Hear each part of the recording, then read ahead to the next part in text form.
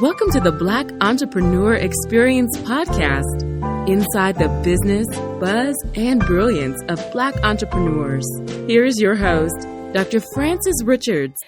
Thank you for joining us for Black Entrepreneur Experience. This is where we shine the light on the most successful Black entrepreneurs in the world. I'm your host, Dr. Frances Richards. Today, we are so honored to have Kendrick, president of the Voice of Your Customer, founded in 2005 primarily as a secret shopping company. The Voice of Your Customer is a full-service marketing firm headquartered in Cincinnati, Ohio. Welcome, Crystal, and thank you for joining us on Black Entrepreneur Experience. Thank you so much for having me. It's a pleasure to be here. You know, I've shared a snippet of your bio. I will allow you to fill in the gap. What would you like our audience to know about you and your company? Well, I think some of the most interesting things that make the Voice of Your Customer unique from other businesses is that we are a marketing consulting firm that really specializes in three areas. We do market research, which includes focus groups and data analysis and online research.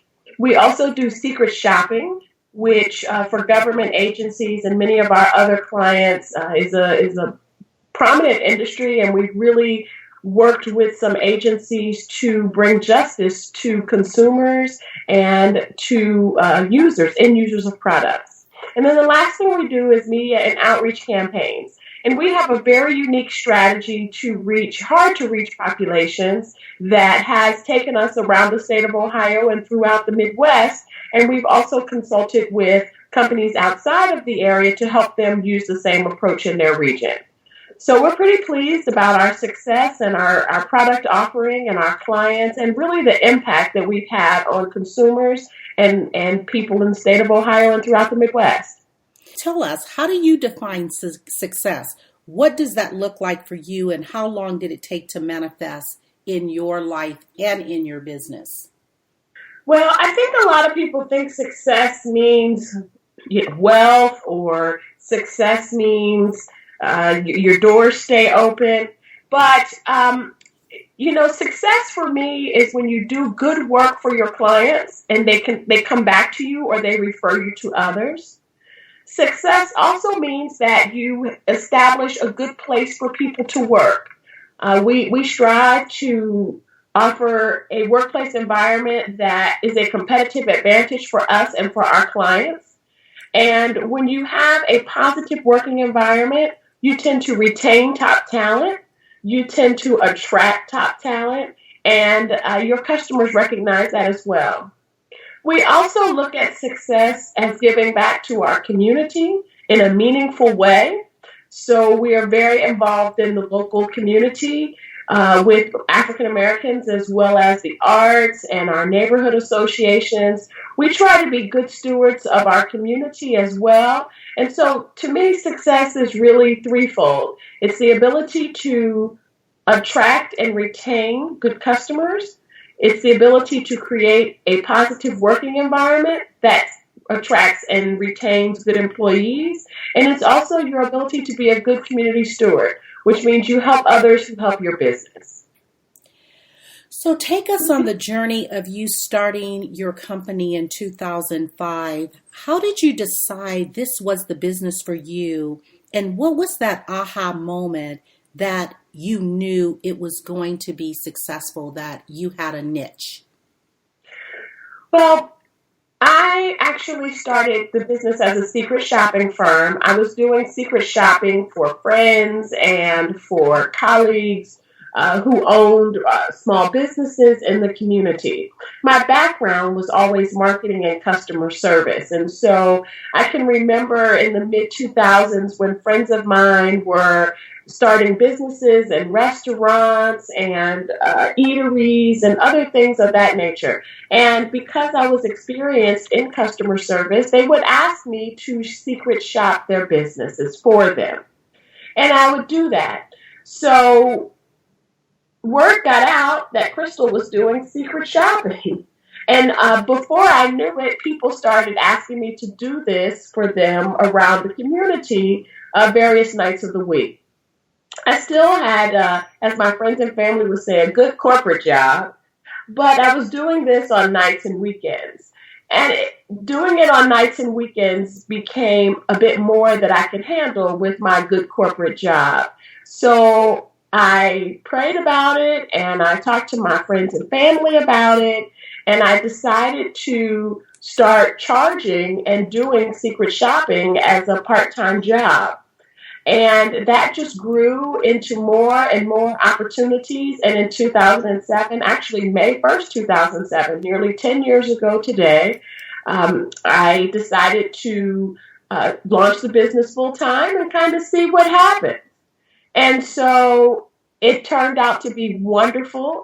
Life has moved on. I've had what I deem to be as a successful business, and I've been able to provide for my family and my community and my employees, and it just started that way.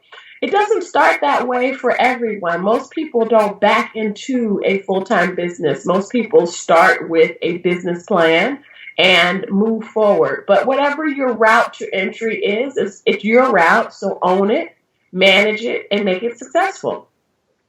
Thank you for that, Crystal. What is one valuable lesson you wish you knew before starting your business?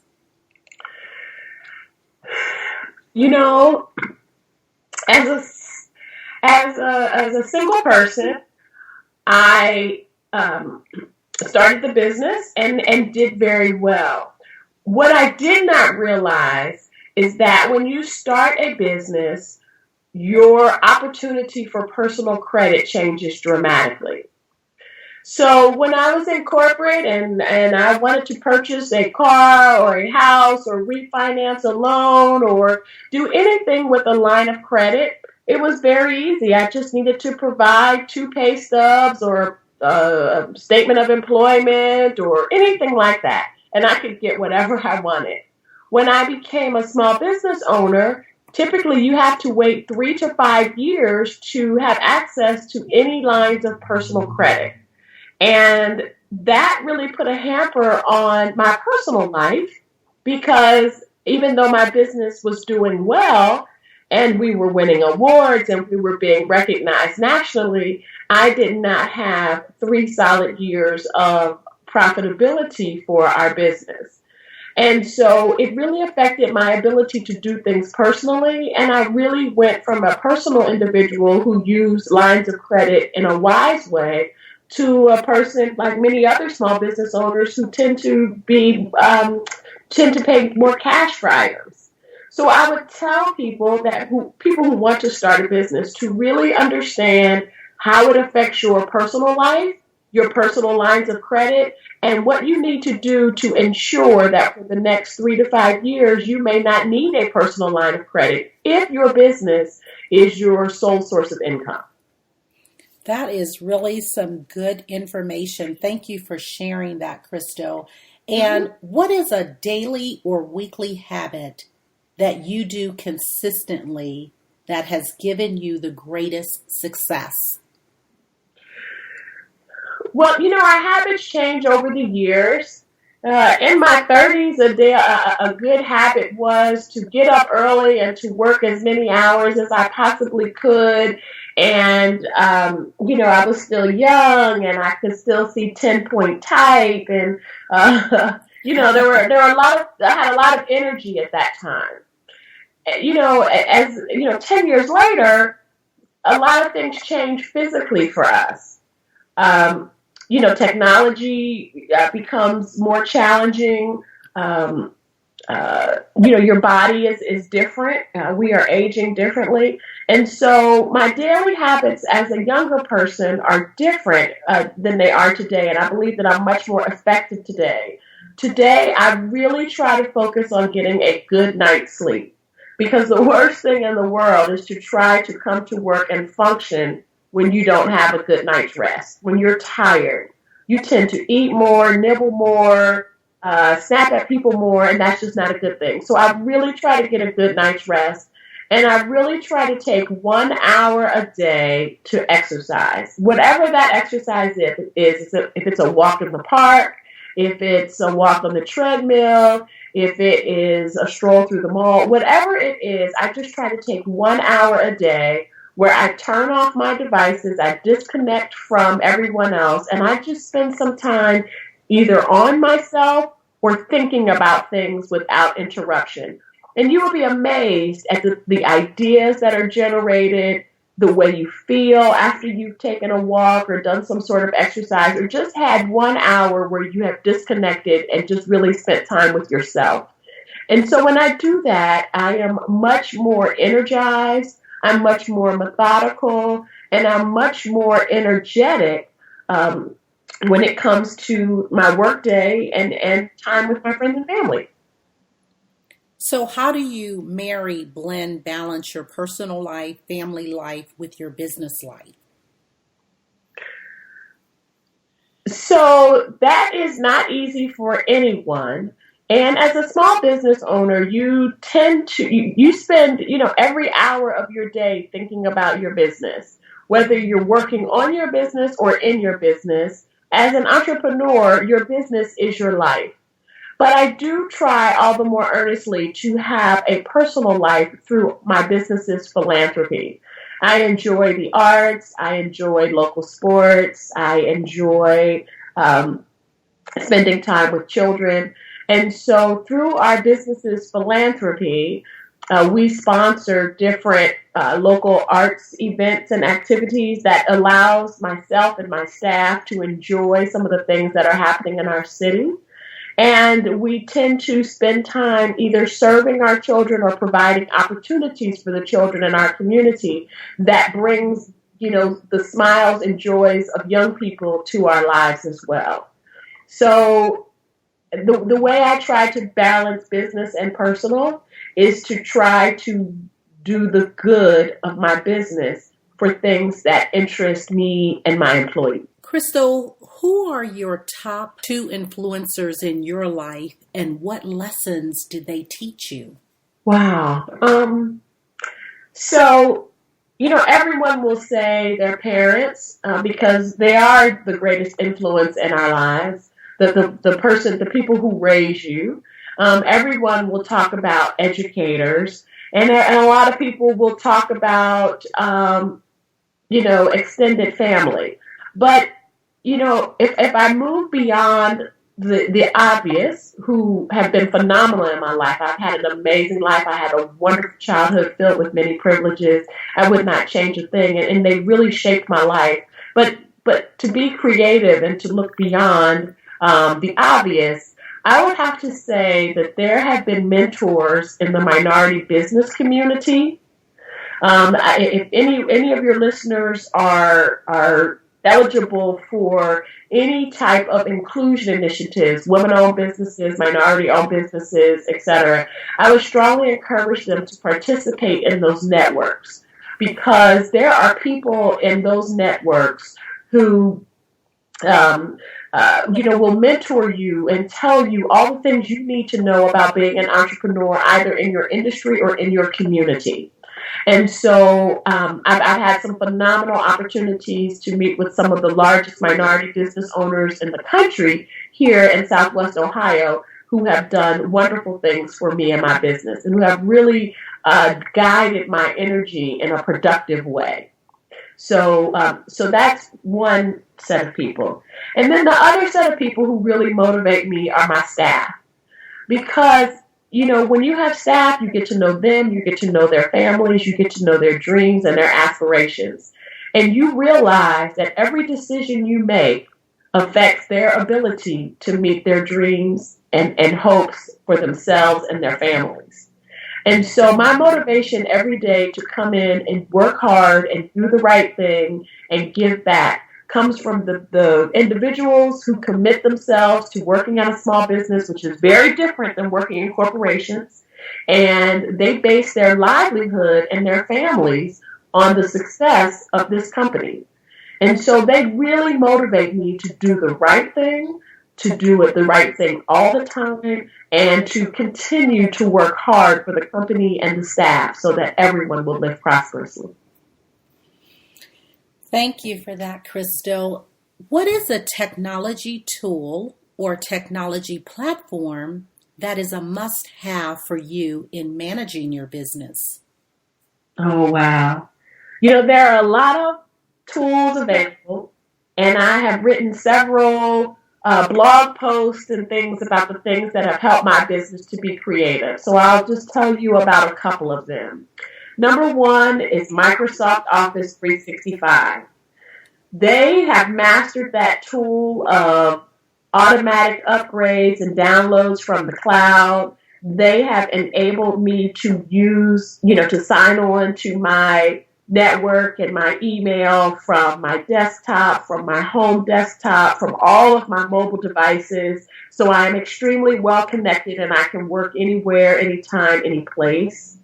They also do the automatic downloads now. So it has drastically reduced my IT charges, where I used to have people come in and install different devices every time we had a new computer. My IT bill is almost non-existent today, thanks to Microsoft Office and Office 365 and their ability to connect with the different Windows systems. So that's one.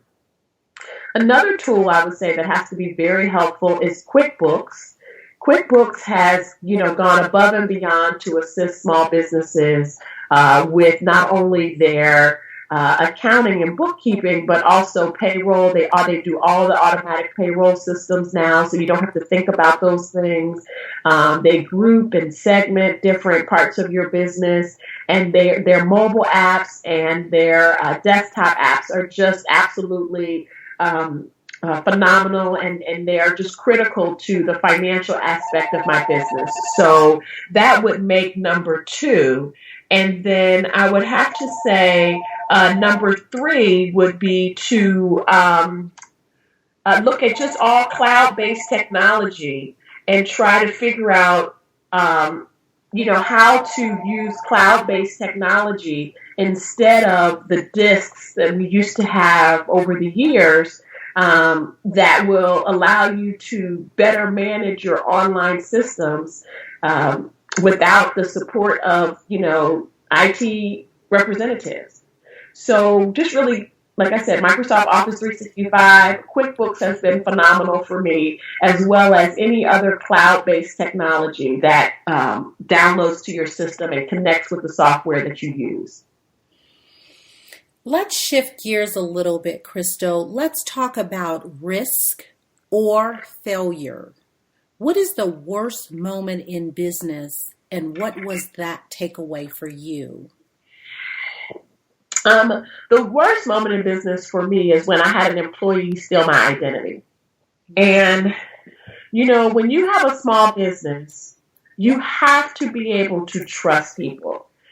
If I can't trust someone to run to the store or open the mail or, make a bank deposit or anything like that, if I have to do all of those things myself, I will never grow. And so I had an employee for many, many years who worked very hard, was very committed to the business and all the things that we were doing. And she ended up stealing my identity. And I think I was kind of more hurt than I was angry to start, because I really, really trusted this employee and thought that she had a tremendous future with us. Unfortunately, we had to go through the court hearings, the court cases, the processes, insurance claims based on the dollar value that she stole by stealing my identity. And so that was just a sad moment for me. It was almost like my bubble was burst. Someone let the air out of my balloon because I trusted this person so much. But it also encouraged me to put in better controls in my office. So this happened around 2012. We have technology today that is much more advanced, so that, you see automatically via notifications when something happens with any of your financial accounts. And, we can sign on and see different things differently. I also changed my insurance policies to ensure that my employee dishonesty policy was adequate for the size and scope of our business today. And I also had to change some of our recruiting strategies to do national background checks and not just local background checks. So I learned a lot. I'm glad I learned it in 2012 and not today. But that was a pretty low point for me because I was just really hurt and disappointed in the process. Yes, thank you for that. I also have been a victim of identity theft, not from an employee. I can only imagine the feeling that has. But anytime we're violated, that is really it's not a good feeling, and it does take a while to kind of regroup from something of that magnitude. Thank you for sharing those valuable lessons in reference to protecting your identity and putting processes in place in reference to, growing your business. So thank you. Mm-hmm. Talk to the person in our audience that they want to start a business, but they're fearful. They're working a 9 to 5, and they know that they're out of their lane. And what advice would you offer them? Well, one thing that I tell people all the time is timing. Timing is so key to starting a business because it has to be the right time for you personally. That means your health, your finances, your mindset, et cetera, where you are in your career, your knowledge about what you're trying to do. It also has to do with the business itself. Is this a product or service that is needed in the market? Is the market saturated so the only entry to market is being the lowest cost provider? Or do you have a niche for the market?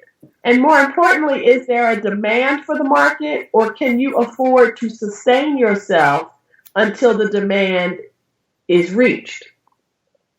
The other thing I would say is to ensure that it is the right time for your family and all the people who care about you. Because I can tell you some of the most successful business people have, really struggled with their family life and even, ended up in divorce or court or some other things because starting a business, it wasn't the right time for their family to start a business. There were other things happening in their lives. There were other things happening in their relationships. There were other things happening financially that really put a strain on those relationships. And so I would just really encourage the person to, one, determine if it's the right time for you in all aspects of you, to ensure that there is a demand for the market and that you understand where you are in that demand and you have enough resources to ensure that you can at some point become profitable. And the third thing, that it's the right time for your family, your spouse, your children, any relatives for whom you care, just to be sure that they support you in that effort as well. And when you do those things, you'll have a winning combination. But if any one of those three things doesn't work out well, you're likely to struggle in starting your business. The other thing I tell people is to try for as long as you possibly can to retain another source of income while you start a business. So whether that other source of income is working at another job, if it is, rental properties or Social Security or whatever you're getting, try all the more earnestly to work to sustain that other income while you are creating a business, because it takes a while for a business to truly become sustainable and profitable. And many times you need some other source of income to keep your lifestyle going and to enable you to get the lines of credit you need to sustain your business. So, those are the things that I would just really encourage people to look at and to ensure that the timing is right. And if all of those things are right, it's the right time for you, it's the right time for your family, it's the right time for the market, it's the right thing for you to do, and you have enough stashed in your coffers to make your business profitable, you are bound to be successful. Crystal, tell us, what book would you recommend and why? There are many, many business books that tell you how to do something or how to structure your day or how to be a good manager, etc. But I still go back to the woman's version of the International Bible. And that is because in my woman's Bible, there are stories that help me understand the text of the Bible. And I can search any subject that is on my mind or in my heart, and I will learn from a biblical perspective how to handle or resolve an issue. And there's typically a story that or an explanation that goes along with what is being said in the Bible that helps me to understand what the situation could mean for me, and it will help me understand or have the right words to explain it to others, especially when it comes to leading and guiding staff and talking to employees and people, delivering bad news or even good news, and how to remain humble through all of your success. And so for me, I still use my woman's Bible. There was a time when it was a printed copy. I now have an electronic copy that I can search and sends me daily motivational tips. And that's what works for me. Because I'll tell you, management strategies change, financial strategies change, outlooks change, markets change, the economy changes. But I'll tell you what, the word from the Lord never changes. It doesn't change for me, and that's what keeps me going. I agree with you wholeheartedly, Crystal. Thank you so much. And that was really a good tip. And it's an excellent book. And it's interesting that you would say that because I was on a podcast doing an interview and someone asked me that same question. And I said exactly what you said, not the women's version, but just the Bible itself. And when I listened to the interview later on, they had actually cut that out. So thank you so much for sharing that. And I agree with you 1,000% on that. So thank you so much. Mm-hmm. Have a question for you. Crystal, if you conducted this interview, what is the one question that you would have asked yourself? And I would like you to also ask the question and give the answer. The one question I would ask myself, I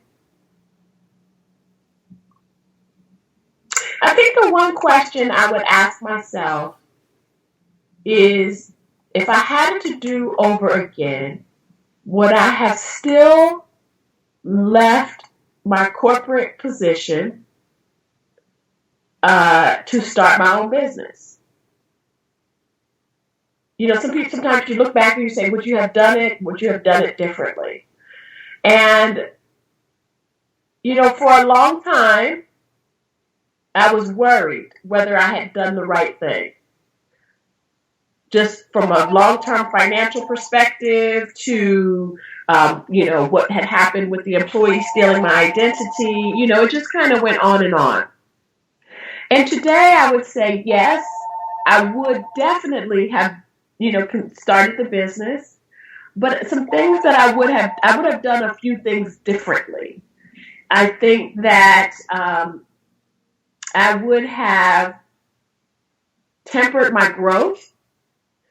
I think that I would have saved differently and invested differently. I wish I would have paid more attention to savings and money that I had in retirement accounts to make them grow higher and faster.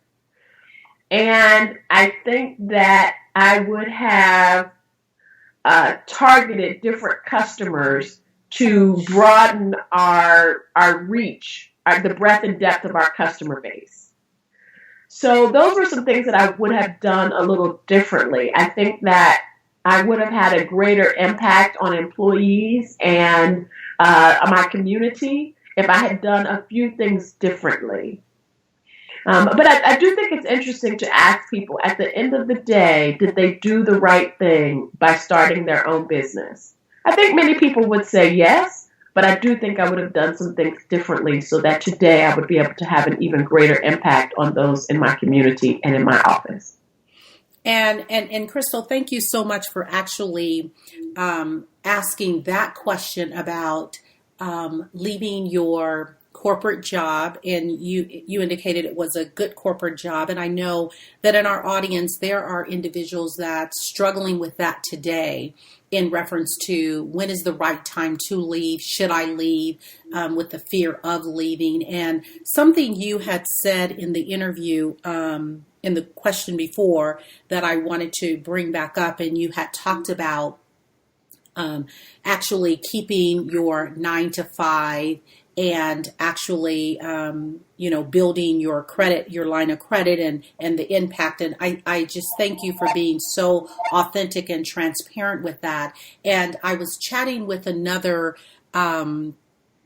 entrepreneur, and it was interesting because, and you had alluded to this at the earlier part of the interview about the network and surrounding yourself around mentors. And that's a whole nother topic that we can talk about. And I was telling a story that happened to me when I was launching my business, and I had gone to a women's organization. I won't mention the name, and they had a mentor-mentee organization or program that they were starting, and I had an individual that was had said that she was going to be my mentor. And then after we met for the first time, and she realized that I was working a 9 to 5, she decided that it wasn't a good fit because she felt that I should quit the job, have no income, and of course her status and her access to capital was a lot different than mine. And so she was not woman enough to say that. It came back through the individual that was starting that program, that was her reason. So there's different food for thoughts out there. So I appreciate your candor and sharing, because like you said, it must work for you. It's not about someone else's journey. We can learn from their journey, but your journey may not be exactly the way someone else started their business. So thanks for that wonderful question. We're going to move. Well, and I mean, just to be honest, I think we got to keep it real. I mean, every person, different people have different access. And so I can tell you, as a single African-American female, that I don't have the same access as my married colleagues. I don't have the same access as my Caucasian colleagues. And I don't have the same access as my more affluent colleagues. So you have to do what is right for you. And don't let somebody else who has different access and different lines of credit and different friends at the bank and different friends in corporate America who don't require them to go through the proposal process to lead you down a path that doesn't work for you. You understand what I mean? Absolutely. And that's exactly, you nailed it, because that is so true. Because and that's what I was sharing with this other entrepreneur, and she had agreed. And I look at, and I'm glad you mentioned, what's happening in Cincinnati, Ohio. And I can say, being in the state of Nevada, African Americans starting businesses, and my journey is totally different. They called Nevada, Las Vegas, Nevada, Little Mississippi. And so that the whole access to capital and really inspiring or encouraging African Americans to really start their business or make it easier, or not necessarily easier, or even access, it's almost null and void. And I'm just talking about my own personal experience. I'm sure that there's others that have had a totally different journey. So I appreciate you saying, Crystal, about keeping it real, because that's exactly what Black Entrepreneur Experience is about. Mm-hmm. Is about sharing the real, authentic experience, but being encouraging and inspiring to others to say, you can do it. And, don't ever give up. Don't ever give in. So thanks for that. Yeah, absolutely. We're going into the Fun Facts lightning round. And I'm going to ask you a series of questions, and I want you to give me a very quick answer. Are you ready? Crystal, the last movie you saw? A Get Out. You relax doing what? Watching PBS NewsHour. Your favorite singer? Favorite singer? I guess I have to say Prince. Your favorite dance song? Back in the days from sorority, I guess I have to say I'm Every Woman. And what food you eat every week, no matter what? I eat a lot of fruit. And your favorite month? It's my favorite holiday is Easter. So whatever month Easter is my favorite month, March or April. Yeah, and I agree, because back in the day, we knew the month, and now it changes. So thank you for that. And what is the best way for our audience to connect with you? Of course, you can connect with me on social media at VOYC. So Instagram, Twitter, Snapchat, anything you have on social media would be at VOYC, or Crystal Kendrick in Cincinnati at the Voice of Your Customer. And then individuals can also visit my website, crystalkendrick.com, or you can visit thevoiceofyourcustomer.com. And Crystal, share with our audience a parting piece of guidance that you want to offer. A parting piece of guidance is that entrepreneurship is not an individual activity. And if you have any aspirations for becoming an entrepreneur, I would encourage you to talk to those around you, your loved ones, and, get them into your idea and work with them, listen to them, because many times they will tell you the truth. It's not always what you want to hear, but it is something that is needed to be told or needed to be understood. And once you have your circle supporting you, you will rise very, very high. So, talk to your friends and family, ensure that timing is right, and then, look for some really good mentors. And mentors don't always have to be people you know personally. They just have to be people you follow and understand their philosophies. And it's not something that you're just going to wake up one day and walk into a party and say, hey, would you be my mentor? It doesn't work that way. Mentors are like any other relationship. They are developed. You get to know someone. You kind of date them for a while, if you will, to be sure that you agree that this is some relationship that you want to have. And they just happen. They happen naturally, and you shouldn't force them. If you have to force them, it's not a good one. So ensure that the people around you support your vision for entrepreneurship. Ensure your finances and your health are in line. And then look for mentoring relationships for people who can help and guide you. And most importantly, look for some resources in your community, either your state or your city or the chambers of commerce, who can help you along the way. Because I was able to deflect so many challenges and problems from my business just by connecting with the advocates for small business in my community. And you can do the same. Thank you so much. That's a wrap. We want to thank Crystal Kendrick, president of the Voice of Your Customer, for joining us on Black Entrepreneur Experience. Thank you for listening and subscribing to Black Entrepreneur Experience. We would love for you to leave a review and rating on iTunes and share with your friends. For show notes and more episodes, go to www.beepodcast.com. Join us next Wednesday, and remember, green is the new black. So keep your bank accounts and your business in the black.